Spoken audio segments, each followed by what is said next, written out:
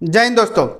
आज हम लोग क्विक रिवीजन सीरीज में हम लोग बहुत ही इंपॉर्टेंट टॉपिक पढ़ने वाले हैं, profit and loss appropriation account. इसमें मैं छोटा सा ट्रिक्स बताऊंगा कि profit and loss appropriation account आपका कभी भी गलत ना हो। देखो, दो ही सिचुएशन आता है profit and loss appropriation account में, उसे ही अभी हम लोग करेंगे। तो ये है हमारा profit and loss appropriation account का प्रोफार्मा।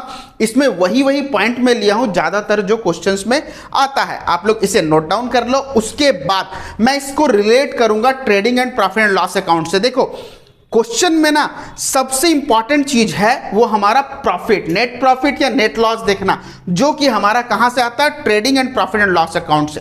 तो यहां पे अभी हम लोग को क्या ध्यान देना है, यहां पे ध्यान हम लोग को ये देना है। देखो, ये बना हुआ हमारा trading and profit and loss account.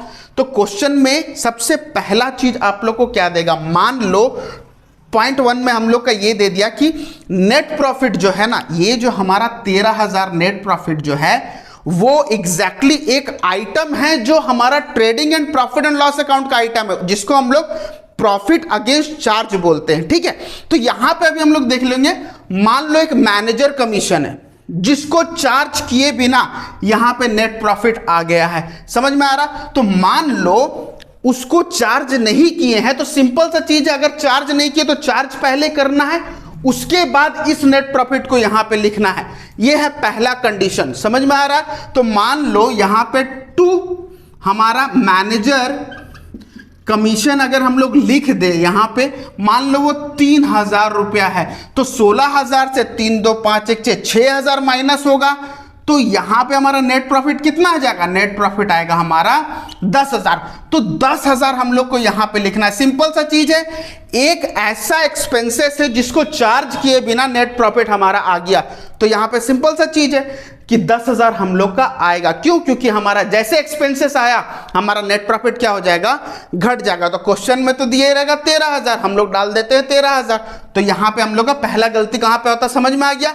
Second हमारा टॉपिक है कि इनकेस हमारा यहां का कुछ आइटम अगर दे दे, मतलब ये सब चीजें नेट प्रॉफिट के बाद आता है, क्वेश्चन में दे देगा ये चीजें कि मान लो सैलरी ऑफ पार्टनर, एक पार्टनर का सैलरी है 2,000 रुपया, क्वेश्चन में दिए रहेगा।